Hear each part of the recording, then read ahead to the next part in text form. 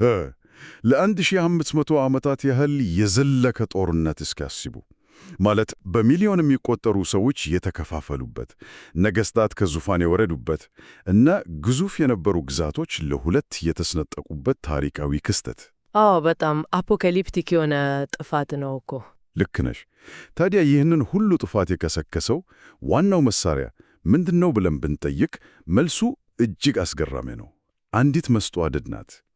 አዎ፣ በ እና ከ በሚሉ የፊደል ገበታ ቃላት መካከል ያለው የትርጉም ልዩነት እውነት ነው። የቃላት ትርጉም ምን ያህል ዓለምን ሊያናውጥ እንደሚችል የሚያሳይ ነው። በትክክል። እና ዛሬ በዚህ ጥልቅ ዳሰሳችን የምንመረምረው በክርስቲያኑ ዓለም ውስጥ ለዘመናት የዘለቀ ትልቅ የታሪክ ስብራት የፈጠረውን የ4501 ዓመተ ምህረቱን የኬልኬዶን ጉባኤ ነው። ፋደር ቪሲ ሳሙኤል የተባሉ ጸሐፊ የኬልኬዶን ጉባኤ ዳግም ሲመረመር በሚል ርዕስ በተጻፈው ጥልቅ የምርምር መጽሐፍ ላይ ተመስርተን ይህንን ውቅያኖስ የሚያክል ታሪክ አብረን እንፈትሻለን። እና እዚህ ላይ ለአድማጮቻችን ግልጽ ማድረግ የምንፈልገው ነገር አለ። አዎ፣ እባክሽ። የዚህ ዳሰሳ ዓላማችን የትኛውንም ሃይማኖታዊ ወገን መደገፍ ወይም መንቀፍ አይደለም። ይልቁንም ይህ ሁሉ መከፋፈል እንዴት ከቃላት አጠቃቀም፣ ከፖለቲካው የስልጣን ሽኩቻና ከግለሰቦች ፍላጎት አንጻር እንደተነሳ መረዳት ነው። ልክ ነው። እና የዚህን ታሪካዊ ቀውስ ጥልቀት ለመገንዘብ መጀመሪያ ላይ እነዚህ ሰዎች እኮ በምን ጉዳይ ላይ ይህን ያህል የሞትና የሽረት ትግል ውስጥ እንደገቡ ማየት አለብን። ምክንያቱም ከክስተቶቹ ጀርባ ያለውን ለምን የሚለውን ጥያቄ መመለስ እጅግ አስፈላጊ ነው አይደል? አዎ፣ ታውቃለህ፣ በአምስተኛው ክፍለ ዘመን መጀመሪያ አካባቢ ሁለት እጅግ ተጽዕኖ ፈጣሪ የሆኑ የሥነ መለኮት ትምህርት ቤቶች ነበሩ። የእስክንድሪያውና የአንጾኪያው ማለት ነው። በትክክል። የእስክንድሪያ እና የአንጾኪያ ትምህርት ቤቶች የክርክራቸው ማጠንጠኛ ደግሞ ክርስቶስ እንዴት አምላክም ሰውም ሊሆን ቻለ የሚለው ነበር። የእስክንድሪያው ትምህርት ቃል ሥጋ በሚለው አቀራረብ ላይ ያተኩራል። ቃል ሥጋ? አዎ፣ ለነሱ መለኮትና ሰብአዊነት ያለመለየት በአንድነት መዋሃዳቸውን ማረጋገጥ ወሳኝ ነበር። ስለዚህ አንድ አካላዊ ቃል የሚለውን ሐረግ እንደ ዋና መርህ ያዙ። በአንጻሩ ደግሞ የአንጾኪያው ትምህርት ቤት አለ አይደል? አዎ፣ የአንጾኪያው ደግሞ ቃል ሰው በሚል አቀራረብ ይመራ። የክርስቶስ መለኮታዊና ሰብአዊ ባህሪያት ፈጽሞ ሳይቀላቅሉ እያንዳንዳቸው የራሳቸውን ማንነት ይዞ መኖራቸውን ለማጉላት ሁለት ባህሪያት በሚለው ላይ አተኮሩ። ምን መሰለሽ፣ እነዚህ ሁለት አቋሞች ዝም ብሎ በንድፈ ሐሳብ ደረጃ ብቻ አልነበሩም እኮ። ለሰዎቹ ጥልቅ ስነ ልቦናዊ ትርጉም ነበራቸው። ማለት የእስክንድርያ ሰዎች አንድ ባህሪ የሚለውን አጥብቀው የያዙት መለኮትና ሰው ፍጹም አንድ ካልሆኑ መስቀል ላይ መከራ የተቀበለው አምላክ ሳይሆን ተራ ሰው ብቻ ይሆናል ብለው ስለፈሩ ነው። ልክ ነህ። ሕመማቸውን የሚረዳ እና በመከራ ውስጥ አብሯቸው የሚሆን አምላክ ፈለጉ። አዎ። በአንጻሩ ደግሞ የአንጾኪያ ሰዎች ሁለት ባህሪያት በማለት መለኮትና ሰብአዊነትን የነጠሉት የአምላክ ንጹሕ መለኮታዊነት በሰው ልጅ ድክመትና መከራ እንዳይበከል ለመከላከል ነው። የልዩነታቸውን ጥልቀት ስናየው እኮ አንዱ ወገን መለኮትና ሰው እንደ ማርና ውሃ ተዋህዷል ሲል፣ ሌላኛው ደግሞ እንደ ዘይትና ውሃ ተነጣጥሎ በአንድ ዕቃ ውስጥ ይገኛል ያለ ነበር ማለት ይቻላል። በጣም ጥሩ አገላለጽ ነው። ይህ የስነ ልቦና እና የእምነት ፍላጎት ልዩነታቸውን ይበልጥ አቀጣጥሎታል። እያንዳንዱ ወገን የራሱን የቃላት አጠቃቀም እንደ ብቸኛ የቀና እምነት መለኪያ አድርጎ ይወስድ ነበር። የቋንቋው ትርጓሜ ላይ ያለ መገባባት ምን ያህል አደገኛ እንደነበር የሚያሳየው እኮ በ433 ዓመተ ምህረት የተደረገው የእርክ ስምምነት ነው። አዎ፣ የእርክ ስምምነቱ ማለት እሱ ጋር ምን ተፈጠረ መሰለሽ? ታውቃለህ፣ በ431 በኤፌሶን ጉባኤ የአንጾኪያው ንስጥሮስ ከተወገዘ በኋላ ሁለቱ ወገኖች እርቅ አወረዱ። ነገር ግን ይሄ እርቅ ተለቅ የታሪክ ማታለል የነበረበት ነው። የእስክንድሪያው ወገኖች ስምምነቱን ሲያነቡት አንጾኪያዎች ሙሉ በሙሉ የእኛን ሐሳብ ተቀብለዋል፣ ንስጥሮስንም አውግዘዋል ብለው ተረጎሙት። የአንጾኪያ ወገኖች ደግሞ ያኑን ሰነድ ሲያነቡ የእስክንድሪያ ሰዎች የእኛን የሁለት ባህሪያት አስተምሮ አምነዋል ብለው አሰቡ። ቆይ፣ ይህ ማለት እኮ ሁለቱም ወገኖች የሰላም ስምምነት ላይ የፈረሙት ሌላኛው ወገን የቃላቶቹን ትርጉም በተለየ መንገድ እንደተረዳው እያወኩ ነው፣ ወይም ቢያንስ ማወቅ ሲገባቸው ነው። አዎ፣ በቃ ዝም ብለው የራሳቸውን ትርጉም እየሰጡ ፈረሙ። ልክ አንድን ሳንቲም እያዩ አንደኛው ወገን ይህ ሳንቲም የተሰራው ከአንድ ወጥ ብረት ነው ብሎ አንድነቱ ላይ ሲያተኩር፣ ሌላኛው ደግሞ ይህ ሳንቲም ራስና ጎፈር የሚባሉ ሁለት የተለያዩ ገጽታዎች አሉት ብሎ ሁለትነቱ ላይ ሲከራከር የነበረውን ይመስላል። ትክክል። አሪፍ ምሳሌ ነው። ሁለቱም እኮ ስለ አንድ ሳንቲም እያወሩ እርስ በርስ ከመደማመጥ ይልቅ የራሳቸውን ቋንቋ ብቻ በሌላ ላይ ለመጫን ሞከሩ። ታዲያ ይህ አይነቱ ደካማ መሰረት ያለው ስምምነት ነው ከጥቂት ዓመታት በኋላ ወደ መፈራረስ ያመራው። ልክ ነህ።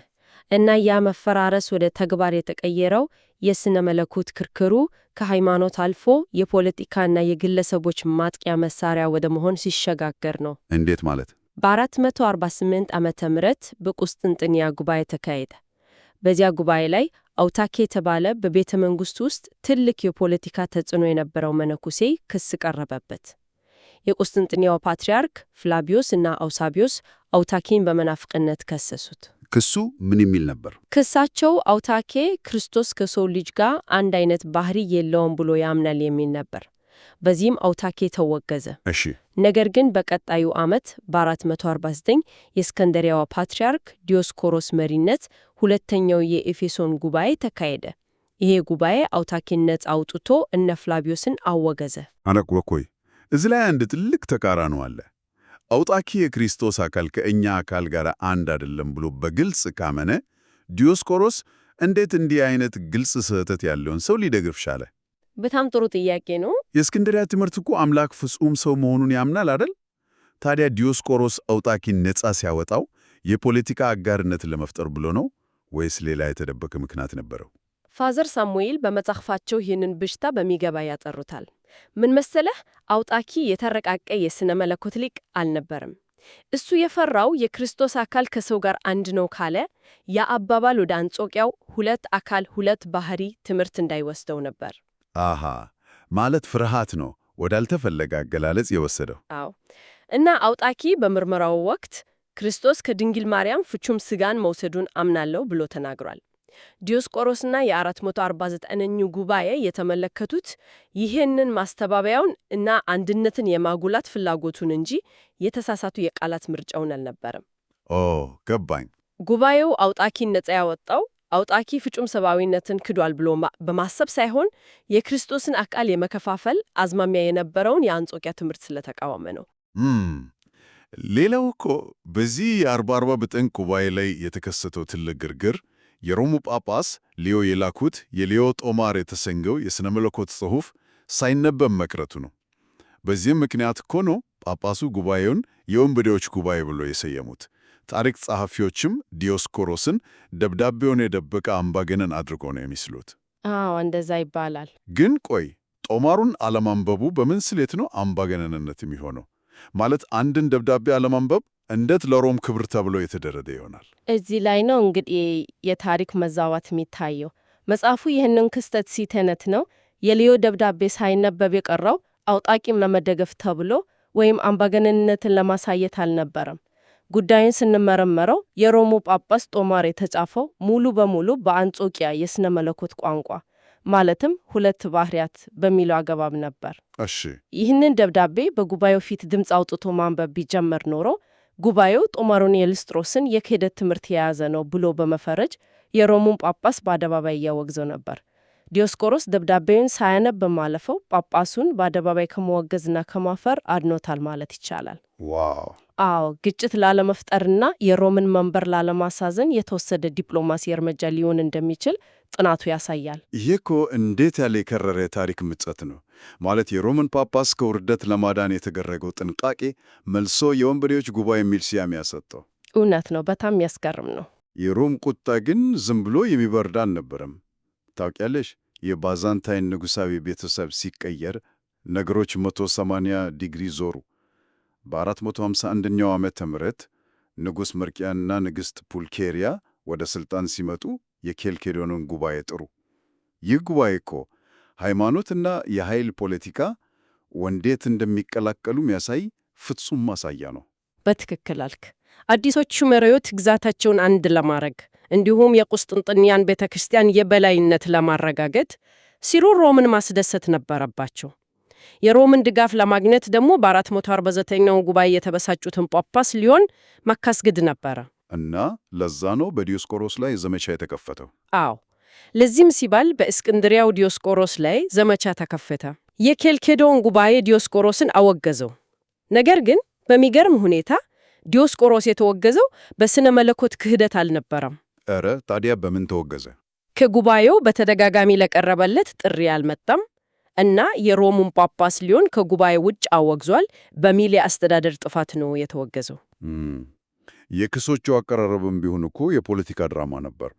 በዲዮስቆሮስ ላይ ከቀረቡት ክሶች አንዱ በ449ኛው ጉባኤ ላይ ጳጳሳቱን ባዶ ወረቀት ላይ በግድ አስፈርሟል የሚል ነበር።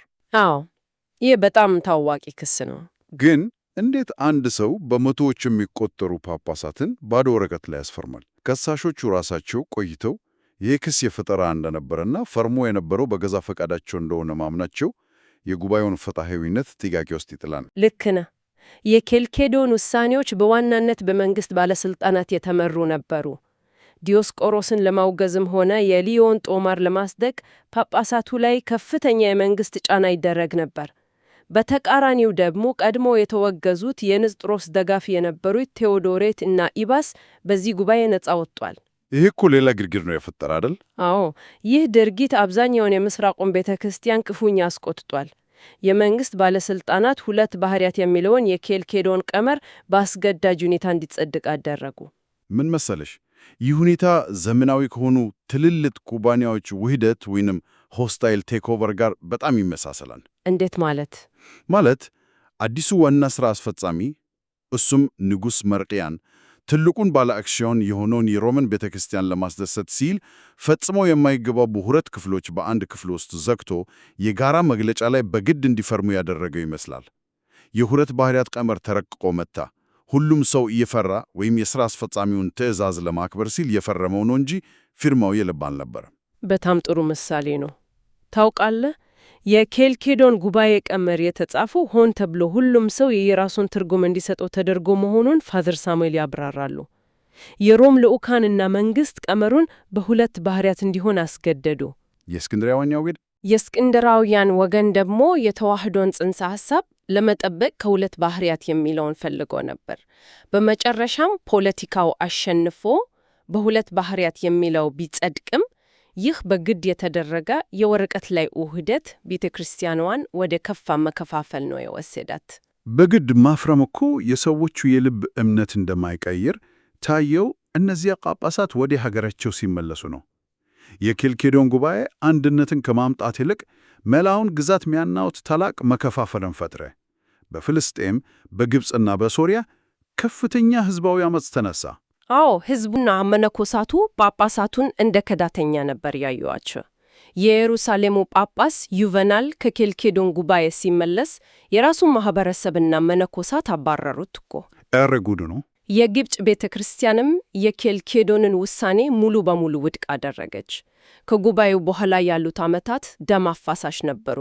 የኬልኬዶን ተቃዋሚዎች በአሸናፊዎቹ በኩል ሞኖፊሳይት የሚል ስም ተሰጣቸው። የሞኖፊሳይት የሚለው ቃል እኮ ሆን ተብሎ የተሰጠ ስም ነው። አዎ፣ ይህ ቃል አንድ መለኮታዊ ባህሪ ብቻ ያለው የሚል ትርጉም ሲኖረው የክርስቶስን ሰብአዊነት ክደዋል የሚል ሆን ተብሎ የተቀነባበረ የማጥለያ ዘመቻ ነበር። እውነታው ግን እነሱ ራሳቸው ይህንን በፍጹም አይቀበሉትም ነበረ።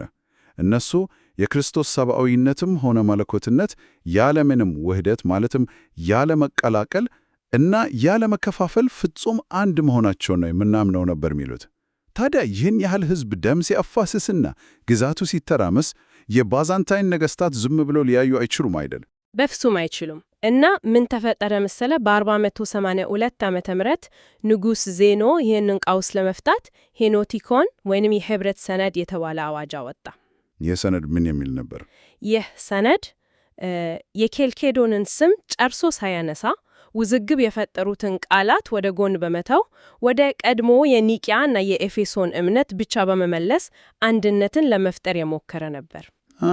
ማለት የዜኖ ሙከራ አወዛጋቢውን ቃል እንተወውና ሁላችንም የምንሰማማበትን ቀደምት እምነት ብቻ እንያዝ የሚል የፖለቲካ መፍትሄ ነበር ማለት ነው። በትክክል። የምስራቁ አብያተ ክርስቲያናት መሪዎችም ይህንን ሰነድ ተቀብሎ ነበር እኮ።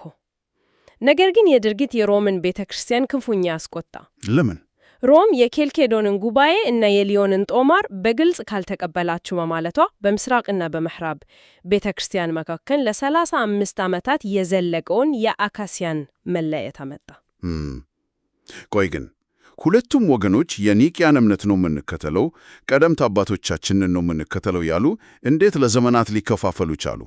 ይህ እኮ የሚያሳየው እውነተኛው ችግር ሃይማኖታዊ ብቻ እንዳልነበረ ነው። በቋንቋ በባህልና በማንነት ላይ የተመሰረተ ትልቅ የፖለቲካ የበላይነት ትግል እንደነበር ግልጽ አይደለም እንዴ? አዎ፣ ይህ መሰረታዊ ታሪክ እውነታ ነው። ፋዘር ሳሙኤል በጥናታቸው እንደሚያመለክቱት የኬልኬዶን ተቃዋሚዎች የነበሩት አብያተ ክርስቲያናት ማለትም ዛሬ የኦሪየንታል ኦርቶዶክስ ተብሎ የሚጠሩት የተለየው የክህደት ትምህርት ኖሯቸው አልነበርም። ታዲያ ለምን ተለዩ? ለቀደመው የቤተ ክርስቲያን ትውፊት እና ለኤፌሶን ጉባኤ የነበራቸውን ታማኝነት አሳልፎን ለማለመስጠት ብሎ ነው። ከዚህም ባለፈ ታውቃለህ፣ በሮም እና በቁስጥንጥንያ የባህል እና የፖለቲካ የበላይነት ስር ላለመውደቅ የተደረገ ማንነት ትግልም ነበር። ቋንቋውስ? እሱም ትልቅ ችግር አልነበረም? ቋንቋማ በራሱ ትልቅ እንቅፋት ነበር። ግሪክ፣ ላቲን እና ሲሪያክ በሚባሉት ቋንቋዎች መካከል የነበረው የትርጉም መዛባት ሰዎች ስለ አንድ ነገር እያወሩ የተለያዩ ቃላትን በመጠቀማቸው ብቻ እንዲጋጁ አድርጓል። ይህ እጅግ የሚያሳዝን የታሪክ ምዕራፍ ነው። ታዲያ ይህ ከ1500 ዓመታት በፊት የተፈጠረ ክስተት ዛሬ ለአድማጮቻችን ለምን ያሳስማቸዋል? ይህን ሁሉ ታሪክ መቆፈር ለምን አስፈለገ? አዎ፣ ያ በጣም አስፈላጊ ጥያቄ ነው። ምክንያቱም የቃላት ትርጉም አለመገባባት፣ የኃይል ፖለቲካ እና ሰዎቹን በግድ በአንድ ጠባብ ካዝና ውስጥ ለመካተት መሞከር እንዴት ትልልቅ ማህበረሰቦችን ለዘመናት ሊከፋፍል እንደሚችል እጅግ ትልቅ ትምህርት የሚሰጥ በመሆኑ ነው። ይህንን አዝማሚያ እኮ ዛሬም ቢሆን እናየዋለን። ልክ ነህ፣ በየቦታው አለ።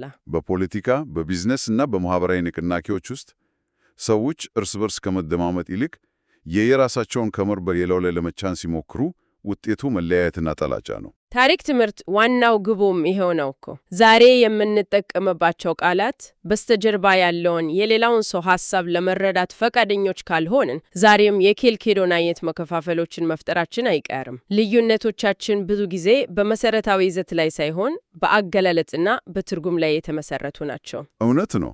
በመጨረሻም ለአድማጮቻችን አንድ አነቃቂ ሐሳብ እያሰብን እንድንሰናበት ፈልጋለሁ።